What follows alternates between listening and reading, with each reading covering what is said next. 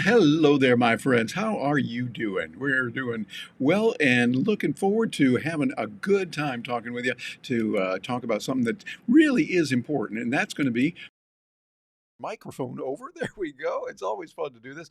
I just wanted to have some fun and talk to you tonight about something and something real important that I covered in my podcast. I want to share with you that can help you a lot. A huge mistake that I made, and it was in front of a few million people. It was a little while ago. I'll tell you about that in a moment. But for right now, I think, and we're at a good point right now where the world is kind of getting past some of the unknown and the shakiness that was there, but it's still there. Yeah, and those things are going on. But we can focus on what we can control. I tend to like a lot of the reading that we get from the Stoics, from people like Marcus Aurelius, Epictetus, and others are really, really good. Seneca. These people knew what they were talking about. And matter of fact, throughout the centuries, many, many smart people have carried their works with them wherever they're going. So they would read, men and women would read from that and learn that what we really have to focus on is what we can control.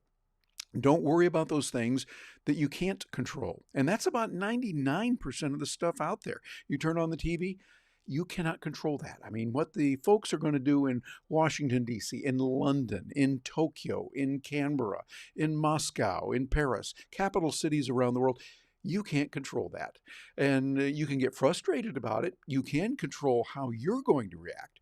And I think that's what we're going to do. We're going to take an approach that says, hey, instead of getting all frustrated and bent out of shape because knuckleheads in a capital city do something stupid, they've been known to do a lot of that. We're not going to worry about it. Instead, we're going to focus on what we can do. And that mistake that I'm going to tell you about that I made was not too good, but it really taught me a lesson. I learned a whole lot on that. And matter of fact, I'm developing this right here, which is part of Agorapreneurs, which is my channel where we talk about entrepreneurs. That's where the preneurs part comes in there. Entrepreneurs, and Agora is talking about living life peacefully. Peacefully, voluntarily. And that's what we cover over at Agorapreneurs. And I just put it in there as a bit.ly. So bit.ly/Liberty Lover. It'll get you over there and you can see it. And it's, hey, free. I'll pay for you watching YouTube. Yeah, how's that? Since there's no charge at all, it'll be a good thing to do. But anyway, there's a lot of good stuff. And by the way, we're brought to you today by the good folks at Restream. And Restream has some nice things that you can get. Matter of fact, if you sign up for Restream through my affiliate link here, you're going to get a $10 credit and my gratitude, which can be very nice. Just go to bit.ly/Restream for you. Now, what this means is, like right now, I am going out to several different channels. You can go out up to 30 different destinations. That's amazing. For instance, I'm going right now to a few groups in Facebook. Yeah, at the same time. Also to YouTube, also to LinkedIn, also to Twitter. And getting all of that at the same time, which is really nice. So a tool like Restream I found to be really good and something that you want to look into. And matter of fact, you can learn a little bit more about it. I put together a special video, another bit.ly here. Write that down. You want to get your pen and paper or note-taking device of choice ready to go. bit.ly/Restream Live Studio. Notice the RLS. Capitalize, it's one word. That's a video I put together showing some of the features and what you can do with it and how that works for you. And so you just bounce over there. And again, the affiliate link there is bit.ly/Restream for you, the number 4 and then the letter U. U as in uniform. Restream for you is what that is. I think it's great that we've got tools like that today give you the ability to reach a lot of people. A lot of people say, well, I'm going to be over here on this channel, so come see me over here. Some people might not want to go there. There are platforms now increasingly in our world where people are saying, hey, I don't want to deal with that particular platform, whatever it is, Facebook or Twitter or something like that.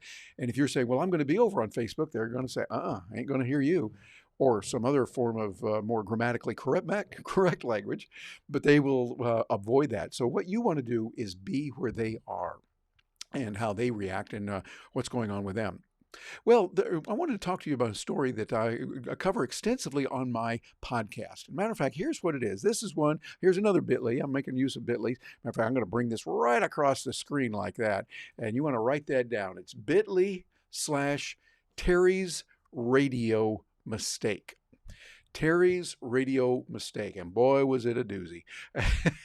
And I did this, it was a while ago, quite a while ago, but this is one you will want to learn about what Terry did that was not good, but I learned from it. What it was is I was on radio station. I worked for a radio station and network back when I was in high school, junior in high school, senior in high school, and I was reading the news. My job was to go in and read the news and to deliver it to everyone. This was on WUNN 1110 on the AM dial from Mason, Michigan, and they're still there today. Matter of fact, I still remember their number, 676-2488. I said it so many times. That is the number. You call them there, you'll get through. They go, yeah, Terry was talking about it. They'll go, who's Terry? Yeah, he's the guy that worked there long, long ago. This was back in the 70s, actually. And I did that, but I was on the air and reading through, and I'd always go over to the teletype machine and we'd tear off the paper because that's how it would come in those days. We'd put that in there, and I would read all this, and then there was a name of a city there in Michigan that I read, and I mispronounced that name. Oh, did I do a terrible thing? And I learned a good lesson from it. Now, you go ahead and bounce over there to the podcast. You can listen to it. You'll hear the whole thing a little bit more detailed. And that's a nice, if you got other tasks to do, just listen to that podcast while you're multitasking or something. You'll find it to be kind of handy there. So it's Terry's Radio Mistake, as one word, no apostrophe, no spaces in there. Bit.ly, Terry's Radio Mistake. And that will help you see what it is. Like, I made this mistake, but you know what? You learn from those things. You learn when you make those mistakes. Fortunately, I had a very good boss, the manager of the radio station. His name was Alan Cook. Wonderful, wonderful man who took me kind of under his wings to help me and steer me in the right direction on that, and told me, hey, Terry, when you have a question about something, you reach out for an answer. And I realized that is it. That's the key. You've got to find people that can help you. Now, that reaching out for answers can be done in many ways. Having a good mentor or mentors, plural, is a really good idea. Having good colleagues and people that have got your back. People are going to look out for you. That's real important, because then you get a chance to take care of problems that might come up. And when you see, hey, something's not working right, you've got someone to go to. By the way, other mentors of mine have been incredibly wonderful people, like Andrew Carnegie and Napoleon Hill, Earl Nightingale. Now, these are people that obviously Andrew Carnegie died way before I was born. He died in 1918, but I've learned from him. I learned from reading books. You can have mentors from wonderful people that are really, really brilliant and find out what they have done. Learn from them. One of my heroes, Madam C.J. Walker. I wish I had her picture up here. Just thought of this, but it'd be good to have her. Madam C.J. Walker. She was a woman who became the first women millionaire in the United States in the late 1800s. She was born 2 years after slavery was abolished, and yet grew up as an African American in, shall we say, not the best of conditions. But she figured out what to do, learned from people around her, and turned it around. And it did very, very well for herself and for others. And I think we can learn from people like that when we hang around good people who do good things. So I would encourage you to look at what you can do, how you can correct it. Al Cook helped me so much at that time, and I realized I've got to be careful on the important details. That's the real lesson. Every job has certain areas that are most important, and those are the details that matter. Hey, think about it. A surgeon has certain things when she'll sit down to open up someone, a really serious life-changing, life-threatening operation, and that surgeon who has been trained to use the best tools, the best techniques, they make sure that they study what is important. There's other things that aren't important when you're there, but they make sure they study those that are important. When we see a pilot flying a plane, they're going to know there's certain elements that are really important on that plane to keep the passengers safe, to make sure everything is done properly. And they go through it. They have checklists. And so you need to build in systems to help you. That's what really being an agorapreneur is about, an entrepreneur who believes in freedom and liberty and embraces voluntary living, that everything done is voluntary between adults. I think that's a good way to live life. I love the way that Leonard Read said it. He was the founder of an organization called the Foundation for Economic Education. 3 words on how to live life. Let me know what you think about this. I'd love to get your reaction. Anything that's peaceful. That sums it up. Peaceful, yes. If it's not peaceful, stay away. Now, it doesn't mean you don't defend yourself. Somebody attacks you, yes, you defend yourself. But don't initiate the force or coercion.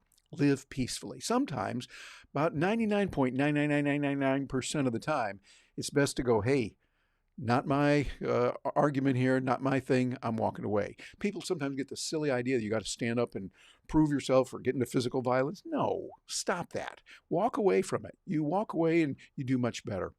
I remember when I was growing up, one of the best things my parents did for me, and they did many good things, was they got me involved when I was 12 in martial arts.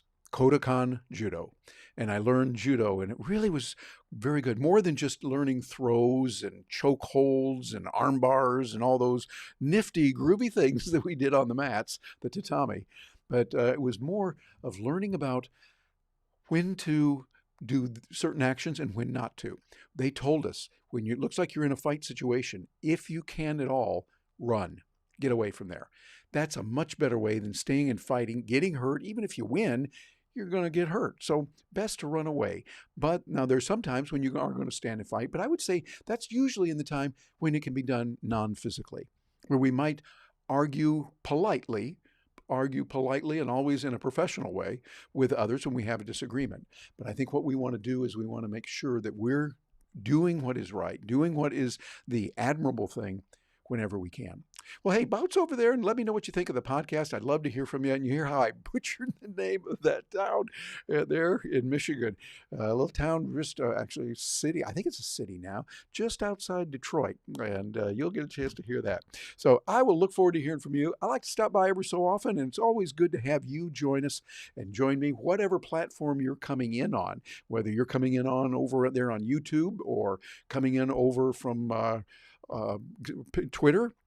Several Facebook options here that we have in the Facebook groups. And so look into Restream. Again, Restream's got some really nice features for you that will help you. They're our sponsor here, and you can go over to bit.ly/Restream4, the number 4U, and you'll get a $10 credit on that. I'll get a few coins as well, and you will get my gratitude. So that is something that you want to look into and be able to pay attention to, and it will be a good thing. Hey, thank you so much for joining me. I really appreciate it, and look forward to seeing you again. If you've got some questions or you'd like to see some other topics in the future, by all means, please leave a note, and I will see these. I'm going around to the various platforms, and I will see what's there and be able to follow up. Thanks again, and have a wonderful evening and a